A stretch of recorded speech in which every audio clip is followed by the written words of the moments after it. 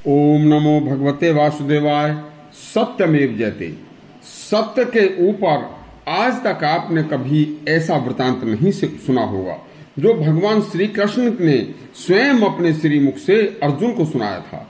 सुनिए, एक समय की बात है, एक अति सत्यवादी धर्मात्मा राजा था। अर्जुन को यह कहानी भगवान श्री कृष्ण ने सुनाई थी। राजा ने अपने सेवकों से कहा कि बाजार में कोई भी व्यक्ति यदि कुछ चीज बेचने के लिए आए और सायंकाल होते होते उसका कुछ सामान बच जाए, बिक न पाए, तो वह सामान आप लोग बाजार में जाकर उससे घूम घूम कर उसे संतुष्टि देने के बाद संतोष के रूप में उसे व्यापक उसका मूल्य देकर उसके मालिक को उससे वह सामान खरीद कर ले आना। यह लोकहित के लिए है। राजा की यह सत्य प्रतिज्ञा थी।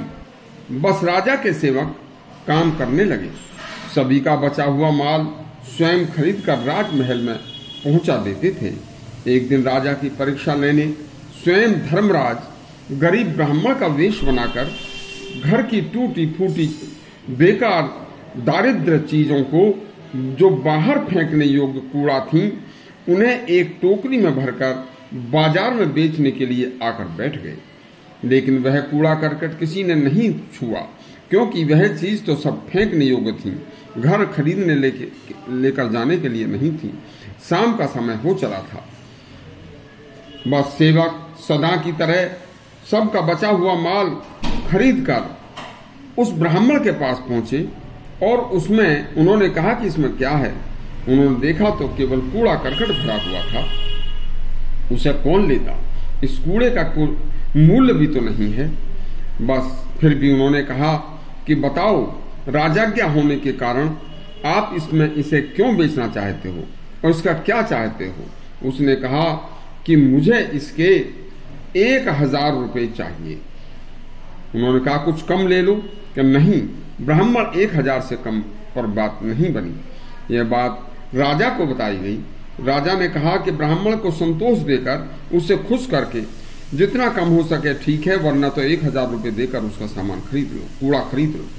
हमारी सत्य प्रतिज्ञा है कि हम अपने सत्य को छोड़ नहीं सकते। बस सेवक ब्राह्मण को 1000 रुपये देकर उस कूड़े करकट दारिद्र को की टोकरी को लेकर राजमहल में रख आए। रात्रि को राजा स्वयं राजमहल के दरवाजे पर घूम रहे थे। तब महल से एक सुंदर युवती निकलकर बाहर जाने लगी।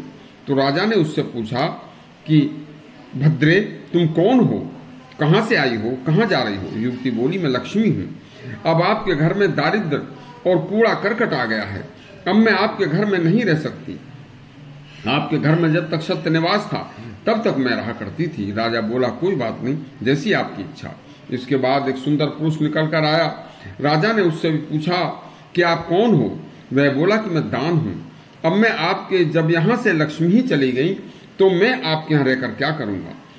लक्ष्मी है नहीं तो आप दान कहाँ से करोगे जब तक। राजा बोला, बहुत अच्छा।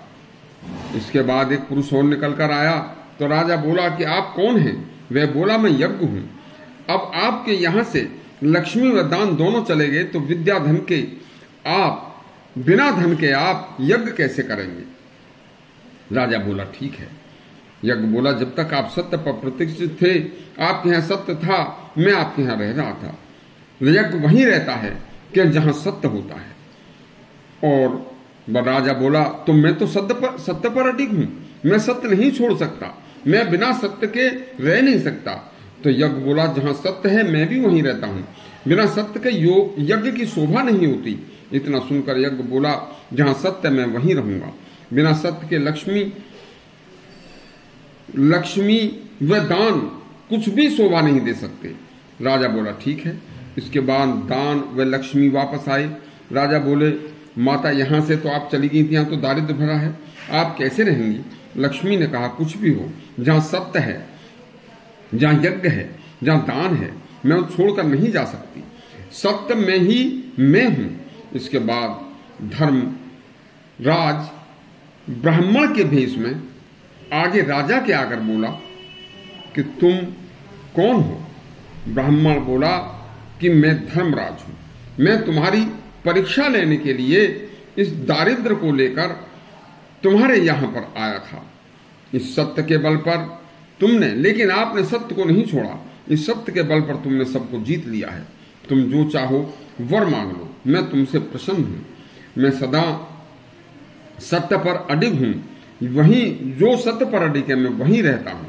अब देखिए, जो सत्य पर अडिग है उसके लिए एक कहावत है, बंदे सत न छोड़िए, सत छोड़े पत जाए, सत की बांधी लक्ष्मी फिर मिलेगी आए।